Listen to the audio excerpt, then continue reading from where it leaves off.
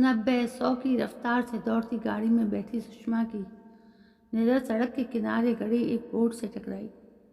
अनायास उसके मुंह से निकला, आनंद आश्रम। कहीं ये स्वामी देवानंद का आश्रम तो नहीं है? यस मैडम, ड्राइवर ने उसकी उत्सुकता शांत करते हुए कहा। यहाँ से आश्रम कितनी दूर है? सुषमा ने पुनः पूछा। लगभग 14 किलोमीटर दूर होगा। देखने लायक है। स्वामी देवानंद सिद्ध पुरुष हैं। उनके बहुत से अनुयायी हैं। 10 एकड़ में फैले इस आश्रम में स्वामी देवानंद स्कूल, अस्पताल तथा निराश्रितों के लिए हॉस्टल भी बनवाया है। ड्राइवर ने श्रद्धा से कहा। मैं इसे देखना चाहूँगी। सुषमा ने अमित की ओर मुखातिब होकर कहा। इस समय तो संभव नहीं है। यदि समय से बड़ौदा नहीं पहुँचे तो काम नहीं हो पाएगा। लौटते हुए देख लेना।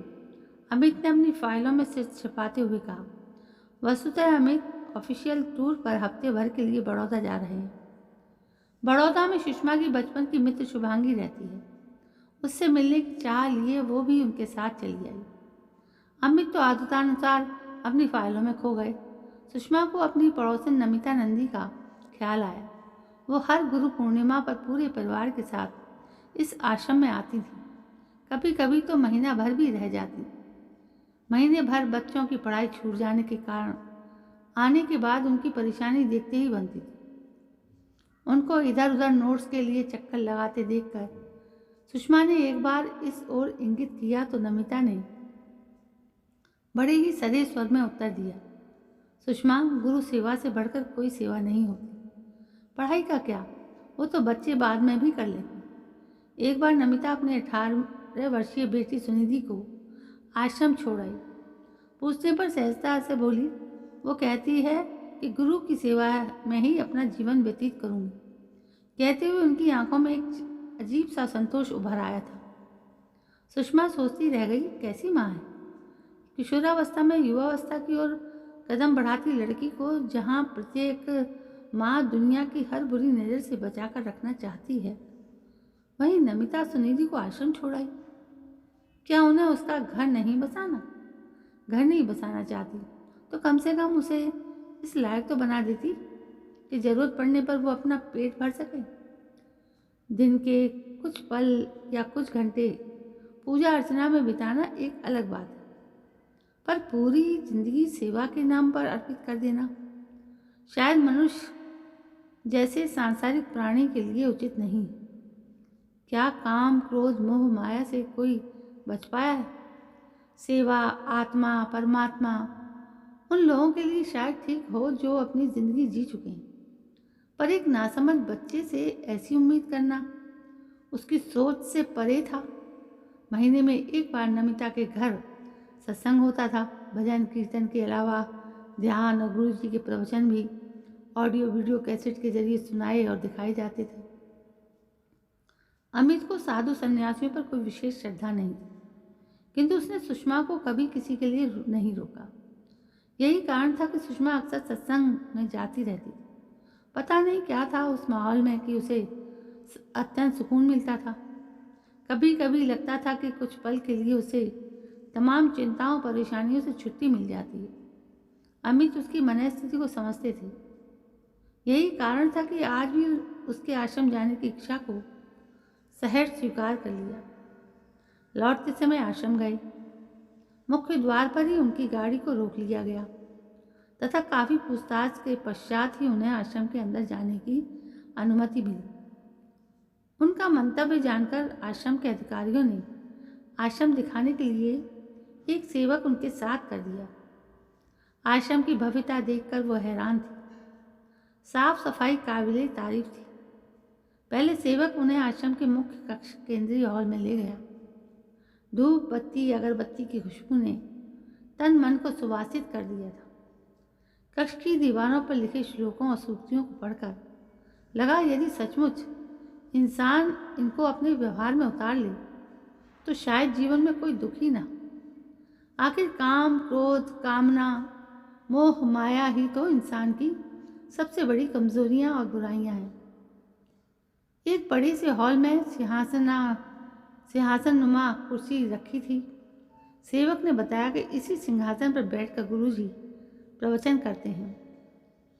जब वो नहीं होते तो टीवी पर भक्तों को उनके प्रवचन सुनाए जाते हैं। गुरुजी के दर्शन की इच्छा जाहिर की तो उसने नम्र स्वर में कहा, माँ जी, गुरुजी के दर्शन नसीब वालों को ही मिलते हैं। आजकल वो लंदन में अपने दर्शन का एक कैंप चला रहे हैं। उसके पश्चात वो अमेरिका जाएंगे, वहाँ भी उनका महीने भर का कार्यक्रम है। उसके पश्चात उसने आश्रम का अस्पताल, स्कूल तथा भंडारा दिखाया। सब कुछ सुव्यवस्थित और सुनियोजित था। एक जगह से दूसरी जगह जाते हुए उन्होंने देखा कि आश्रम में हर तरह के फलों के पेड़ लगे हुए, जगह जगह क्यारियाँ बनाकर सब्जियाँ उगाई जा रही हैं। उन्हें ध्यान से फलों और सब्जियों के बाग की ओर देखकर सेवक ने उनकी उत्सुकता शांत करते हुए कहा, माँ जी, गुरुजी की कृपा से सब आश्रम में ही हो जाता है। बाहर से खरीदने की भी कोई आवश्यकता ही नहीं पड़ती। अभी वो गुरुजी के विशाल बंगले को देख ही रहे थे कि घंटी बजी। उसने कहा, माँ जी, आरती का समय हो गया है, अतः आश्रम के बीच में स्थित मंदिर चलिए। मंदिर में किसी दूसरे की मूर्ति थी। पूछने पर पता चला कि वो उनके प्रथम गुरु सिद्धानंद जी की मूर्ति है, जिन्होंने आज से 10 वर्ष पूर्व यहीं समाधि ली थी। अतः यहाँ उनका मंदिर बना दिया गया है। आरती आरंभ होने वाली थी। धीरे धीरे आश्रम के अन्य लोग इकट्ठा होने लगे। आरती के पश्चात प्रसाद वितरण हुआ। एक 8-10 वर्ष की बच्ची प्रसाद लेने आई। उसे देखकर सुषमा चौंक गई। ये तो सुनिधि की अनुकृति है। वही बड़ी बड़ी नीली आंखें, होठों के नीचे वैसा ही तिल तथा वैसे ही घुंघराले बाल। लेकिन ऐसा कैसे हो सकता है? माँ जी, प्रसाद। बेटी, तुम्हारा नाम क्या है? सुरीली आवाज़ सुनकर चैतन्य होकर सुषमा ने पूछा। श्रद्धा। बहुत प्यारा नाम है। कहाँ से आई हो? तुम्हारे माता पिता का क्या नाम है? जय गुरुदेव कहकर बिना उत्तर दिए वो चली गई। जय गुरुदेव का उद्घोष तो वहाँ हर आने जाने वाले कर रहे थे। बच्ची से अपने प्रश्न का कोई उत्तर न पाकर अपनी शंका सेवक के सामने रखी तो उसने सहज स्वर में कहा, यह आश्रम की बच्ची है। छुटपन में ही इसके माता पिता इसे यहाँ छोड़ गए थे। लेकिन क्यों? जिनकी कोई इच्छा पूरी नहीं हो जाती वे कभी कभी ऐसे निर्णय ले लेते हैं। यहाँ आपको ऐसे भी लोग मिल जाएंगे जिन्होंने अपनी पूरी जिंदगी गुरुजी की सेवा में अर्पित कर दी। श्रद्धा के अतिरिक्त भी सुषमा ने कई जगह ऐसे बच्चों को काम करते देखा था। आने जाने वालों के जूते की देखभाल से लेकर झाड़ू लगाना तथा भंडारे में झूठे बर्तन मांजने का काम इन नाबालिग बच्चों से गुरु सेवा के नाम पर करवाया जा रहा था। बाल श्रमिक कानून का निरंतर उल्लंघन हो रहा था, पर कोई कुछ बोलने वाला नहीं था। उसने इस ओर इंगित किया तो सेवक ने कहा, माँ जी, ये तो गुरु सेवा है, इसमें गलत क्या है? स्कूल में इनको अक्षर ज्ञान के साथ साथ गणित, विज्ञान जैसे गुण विषयों की भी शिक्षा दी जाती है। बच्चों को हर तरह की शिक्षा मिलनी चाहिए जिससे इनका सर्वांगीण विकास हो सके। वे किसी काम को हे ना समझें। उस समय वो सेवक के उत्तर को सुनकर चुप रह गई थी, पर इस समय इस मासूम बच्ची को देखकर सुषमा समझ नहीं पा रही थी कि कैसे हृदयहीन होते हैं माता पिता जो अपने छोटे से बच्चे को आश्रम में छोड़ जाते हैं। इस समय बच्चों को माता पिता के प्यार दुलार की आवश्यकता होती है, ना कि गुरु सेवा के नाम पर कराए जा रहे तरह तरह के कार्यों तथा उपदेशों के पुलिंदों की। लौटते हुए भी सुषमा के दिलो दिमाग में श्रद्धा ही छाई गई। कभी उसे लगता कहीं वो सुनिधि की बेटी तो नहीं, लेकिन अपने ही विचार उसे गलत लगते, क्योंकि सुनिधि के विवाह को मात्र 5 ही वर्ष हुए थे, जबकि वो तो 8-10 वर्ष की होगी। उसको विचार मग्न देखकर अमित ने कारण पूछा। सुनिधि तथा श्रद्धा में समानता की बात सुनकर उन्होंने सहज स्वर में कहा, पृथ्वी पर कभी कभी एक सी सूरज के 2 लोग भी मिल जाया करते हैं। आखिर तुम्हारा भगवान भी कितनी तरह की अलग अलग सूरतें बनाएगा। घर आकर काम में ऐसी उलझी कि उसके दिमाग से श्रद्धा वाली बात निकल गई। एक दिन किसी काम से वो नमिता के घर गई। अपने आश्रम जाने तथा घूमने की बात बताई थी कि शो केस में लगे सुनिधि के फोटो पर उसकी नज़र पड़ी। इसके साथ ही उसे श्रद्धा याद आ गई। सहज स्वर में उसने सुनिधि और श्रद्धा में समानता की बात नमिता को बताई। उसकी बात सुनकर नमिता का चेहरा फीका पड़ गया। परेशान होकर उसने उठकर घर के अंदर झांका, बाहर आकर चैन की सांस ली कि फिर एकाएक उसे कमरे से बाहर लगभग घसीटते हुए ले आई। बाहर बरामदे में पड़ी कुर्सी पर बैठकर अपनी तेज तेज चलती सांसों पर नियंत्रण पाकर लगभग फुसफुसाते हुए बोली, तुम मेरी मित्र हो तो वचन दो कि आज के बाद ये बात तुम किसी से नहीं कहोगे। लेकिन बात क्या है? तुम्हारी तबीयत तो ठीक है? तुम्हें अचानक हो क्या गया है? नमिता की हालत देखकर घबराए स्वर में सुषमा ने पूछा। वो उसके व्यवहार में आए अचानक परिवर्तन को समझ नहीं पा रही थी। वचन दो कि तुमने जो कुछ आश्रम में देखा वो किसी से नहीं कहूँगी, पर बात क्या है? फुसफुसाहट में कहीं नमिता की बातें सुनकर सुषमा को एकाएक लगा जैसे उसके सीने का कोई हथौड़ा मार रहा हो।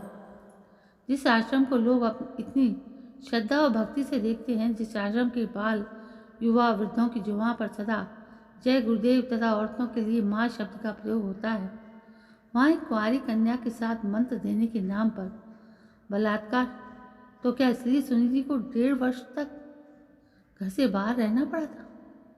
नमिता ने बताया कि सुनिधि पर गुरुजी के प्रवचनों का ऐसा रंग चढ़ा कि उसने गुरु सेवा में अपना जीवन बिताने का निश्चय कर लिया था। एक बार तो वो झिझकी उसे समझाया भी, पर सुनिधि के आग्रह तथा गुरुजी द्वारा उसे अपनी मुख्य सेविका बनाने के आश्वासन के कारण वो मान गई थी। पर कुछ ही दिनों बाद जब असलियत सामने आई तब एकाएक उसे विश्वास नहीं हुआ।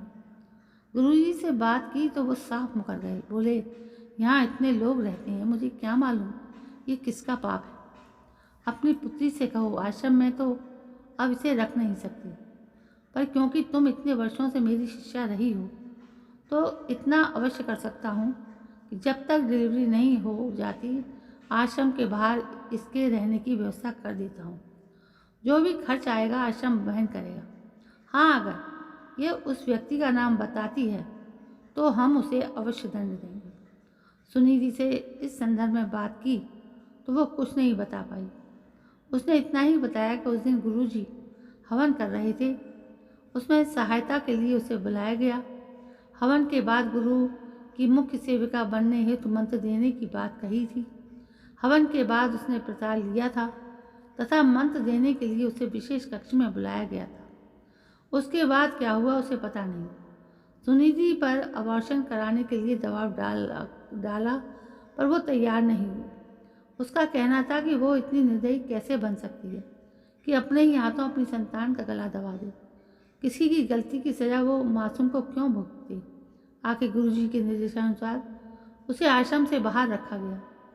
1.5 वर्ष बाद जब वो लौटी थी तो उसकी कुमलाई देह को देखकर लोगों के मन में उठते तमाम प्रश्नों का समाधान नमिता ने ये कहकर कर दिया कि उसकी तबीयत खराब हो गई थी, इसलिए इसे ले आए।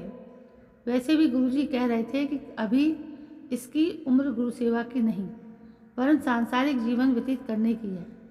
दुख तो इस बात का था सुषमा, जहाँ पहले मैं लोगों को गर्व से बताती थी कि सुनिधि गुरु सेवा में जीवन व्यतीत करना चाहती है, वहीं बाद में उसके इस पाप को छुपाने के लिए मुझे अपनों से झूठ बोलना पड़ा।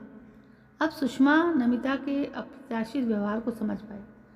वस्तुतः सुनिधि आई हुई थी, वो नहीं चाहती थी कि एक बार भी उसे उन्हीं हालातों का सामना करना पड़े।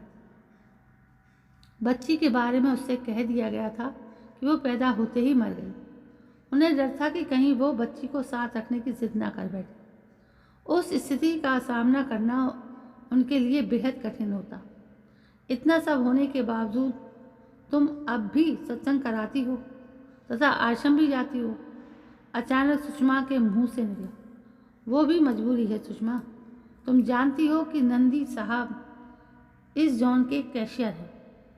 चढ़ावे में जितना पैसा आता है वो हर माह आश्रम भेजा जाता है। अब अगर ये इस पद को छोड़ते हैं तो हो सकता है श्रद्धा का लालन पालन ठीक से ना हो पाए, और अगर वर्षों से अपने घर में चलते सत्संग को अचानक कराना बंद कर रखते हैं तो लोगों के मन में उठती अनेकों शंकाओं का क्या जवाब देना। जहाँ तक हर गुरु पूर्णिमा पर आश्रम आने का प्रश्न है, सोचती हूँ कि कम से कम वर्ष में एक बार तो उस मासूम को जाकर देख आऊं जो बिना किसी अपराध की सजा भोग रही है। आंखों में आए आंसू को पहुँचते हुए बेबस स्वर में नमिता ने कहा, तुम भी कैसी हो जो फूल सी बच्ची को उन नराधर्मों के पास छोड़ आई हो। इससे तो किसी अनाथ आश्रम में डाल देती। इसकी क्या गारंटी जो सुनिधि के साथ हुआ वो उस बच्ची के साथ नहीं होगा। ना चाहते हुए भी सुषमा का स्वर कठोर हो आया। सोचा तो था पर लगा कि अनाथ आश्रम वाले भी कौन से दूध के धुले हैं। वहाँ भी वो तरह तरह के अनाचार और दुराचार बच्चों के साथ होते रहे हैं। फिर मन में कहीं क्षीण आशा जगी कि कम से कम वो अपनी बच्ची के साथ कोई दुराचार न होने दे। नमिता के चेहरे पर आई दयनीयता तथा अपराध बोध उससे छिप नहीं पाए। थोड़ा रुककर नमिता पुनः बोली, मैंने तुम्हें सब कुछ बता दिया, पर प्लीज़ ये बात किसी से ना कहना। बेचारी ने बहुत दुख झेले। बड़ी मुश्किल से उस हादसे को भुलाकर वो विवाह के लिए राजी हुई थी। अब जब वो अपने घर संसार में सुखी है, प्लीज़ ऐसा कोई कदम ना उठाना जिससे कि उसकी हरी भरी बगिया में आग लग जाए। बड़ी बड़ी आंखों में भर आए आंसुओं से सुषमा को द्रवित कर दिया। कटु सच्चाई को सुनकर सुषमा हतप्रभ थी। एकाएक ऐसा महसूस हुआ कि गेरुए वस्त्रों में सजे अपने शब्दों के मोहक जाल में मासूम लोगों को फंसाती ये ढोंगी पातकी किसी नराधम से कम तो नहीं। सचमुच ये इंसान के रूप में हैवान है। इनसे अच्छे तो वे लोग हैं जो डॉन और माफिया के नाम से जाने जाते हैं। वो बुरे हैं, अच्छे होने का स्वांग तो नहीं रचते। अपनी धूर्तता से कभी किसी का विश्वास तो नहीं हरते। आश्चर्य तो तब होता है जब नमिता जैसे लोग उनकी कारगुजारियों से वाकिफ होते हुए भी इनके विरुद्ध आवाज़ नहीं उठा पाते और ना ही इनके चंगुल से निकल पाते। एकाएक उसे नमिता से वितृष्णा हो पाई। इसकी अंधभक्ति की न केवल उसकी अपनी पुत्री को कीमत चुकानी पड़ी वरन उसकी बच्ची मासूम श्रद्धा को भी ताउम्र उस तपते दहकते जंगल में तिल तिल जलना पड़ेगा। नमिता की तरह और भी न जाने कितने लोग इस ढोंगी और बहरूपियों की तिलस्मी चक्रियों में फंसकर अपना सब कुछ गंवा चुके होंगे, किंतु लोग लाज के डर से ना तो इनके विरुद्ध कुछ कह पाते हैं और ना ही कुछ कर पाते। शायद लोग यही प्रवृत्ति से फलने फूलने का अवसर प्रदान करती है। पर वो चुप नहीं रहेगी। वो अवश्य किसी पत्र संपादक से मिलकर इस आश्रम का भंडाफोड़ करेगी। आप गवाही आंटी, आकांक्षा को सुनाने के चक्कर में मेरी भी आंख लग गई थी। दीप्ति कैसी है? मैं तो आकांक्षा की वजह से कहीं निकल ही नहीं पाती। सुनिधि के स्वर ने उसके मन में चलते झंझावात को रोक दिया। वो प्रश्न पर प्रश्न पूछे जा रही थी। चेहरे पर पहले जैसी ही चंचलता झलक रही थी। बेटी दीप्ति भी ठीक है? वो भी तुम्हें याद करती रहती है। इस समय वो नानी के घर गई हुई है, वरना तुमसे मिलने अवश्य आती। संयत स्वर में सुषमा ने कहा। सुषमा घर लौट आई। मन में द्वंद्व चल रहा था। सोच रही थी कि आश्रम में ही मैं हो रही इस अनैतिकता के विरुद्ध आवाज़ उठाई। कम से कम जो सुनिधि के साथ हुआ वो अन्य किसी के साथ तो न हो। पर तभी नमिता की आंखों की याचना तथा सुनिधि का मासूम चेहरा उसकी आंखों में घूमने लगा।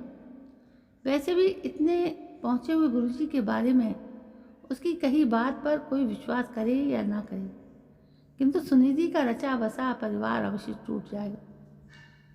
इसके साथ ही किसी के विश्वास को छलने की जवाबदेही भी उसके ऊपर आएगी। नहीं, वो ऐसा नहीं कर पाएगी। कभी कभी एक झूठ या एक चुप यदि किसी के जीवन को संवार दे तो झूठ बोलने या चुप रहने में कोई बुराई नहीं है। वैसे भी बिना किसी ठोस प्रमाण या गवाह के वो अपनी बात सिद्ध भी कैसे कर पाएगी। जहाँ कुछ देर पहले उसे नमिता पर क्रोध आ रहा था, अचानक दया आने लगी। आखिर वो करती भी तो क्या करती? क्या आश्रम की भव्यता और आबो हवा देखकर कोई उसकी बात पर विश्वास करता? क्या वो स्वयं आश्रम की भव्यता देखकर अभिभूत नहीं हो गई थी?